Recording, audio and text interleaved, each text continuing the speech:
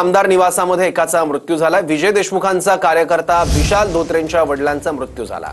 आकाशवाणी इथल्या room number 408 मध्ये हा कार्यकर्ता राहत होता। कार्यकर्त्याला डॉक्टरकडे नेण्यात आलं, मात्र मृत घोषित करण्यात आलं। रात्री 12:30 वाजताच्या सुमारास मृत्यू झाल्याची माहिती आहे। आणखी माहिती घेऊ, आपले प्रतिनिधी कृष्णा सोनारवाडकर आपल्या सोबत आहेत। कृष्णा, मृत्यू नेमका कशामुळे झाला याबद्दल काही वैद्यकीय माहिती पुढे आली आहे?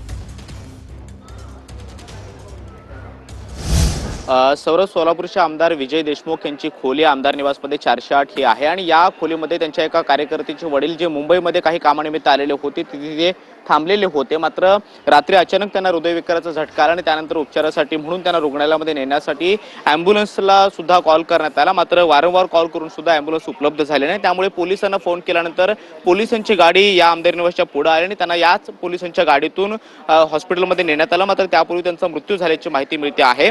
अँब्युलन्स उपलब्ध न झाल्यामुळे हा जीव गेल्याचे सुद्धा बोललं जात आहे। मात्र विजय देशमुख यांच्या खोलीमध्ये राहणारे हे जे इसम आहेत ते 60 वर्षांचे होते आणि त्यांचा एक कार्यकर्ता होता। त्यांचे वडील हे मुंबईत काही कामानिमित्त आलेले होते। ही प्राथमिक माहिती सध्या तरी मिळते आहे। मात्र पोलिसांनी आता एडीआर दाखल करायला सुरुवात केलेली आहे। मरीन ड्राईव्ह पोलीस ठाण्यामध्ये एडीआर दाखल केला जातो आहे। मात्र नेमकं काय झालेलं होतं, हा घटनाक्रम प्रत्यक्षदर्शी नेमके कोण कोण होते याची देखील चौकशी पोलिसांकडून केली जाणार आहे। मात्र अँब्युलन्स उपलब्ध न झाल्यामुळे या इसमाचा मृत्यू झाल्याची प्राथमिक माहिती जी आहे ती देण्यात येते आहे।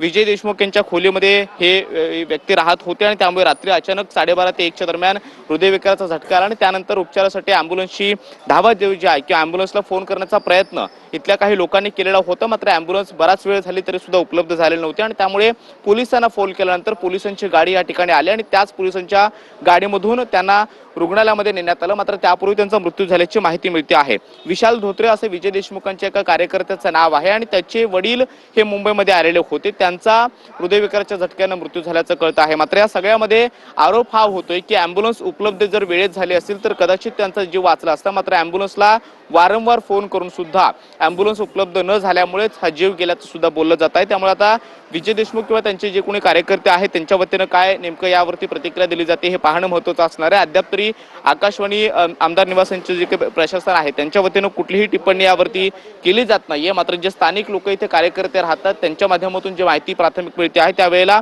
बराच वेळ झाला रात्री आम्ही अँब्युलन्ससाठी प्रयत्न करत होतो। मात्र बराच वेळ अँब्युलन्सला वारंवार फोन करून सुद्धा अँब्युलन्स या ठिकाणी आलेली नव्हती आणि म्हणून पोलिसांना आम्हाला बोलवावं लागलं आणि पोलिसांच्या गाडीतून आम्ही संबंधित इसमाला रुग्णालयामध्ये पोहोचवलं। मात्र त्यापूर्वी त्याचा मृत्यू झाल्याची माहिती मिळते आहे। त्यामुळे सौरभ, हे सगळ्या प्रकरणामध्ये नेमकं पोलीस काय करतात आणि आमदार निवासाच्या प्रशासनाच्या वतीनं काय स्पष्टीकरण दिलं जातं हे पाहणं महत्त्वाचं असणार आहे। बरोबर कृष्णा, धन्यवाद या माहितीबद्दल।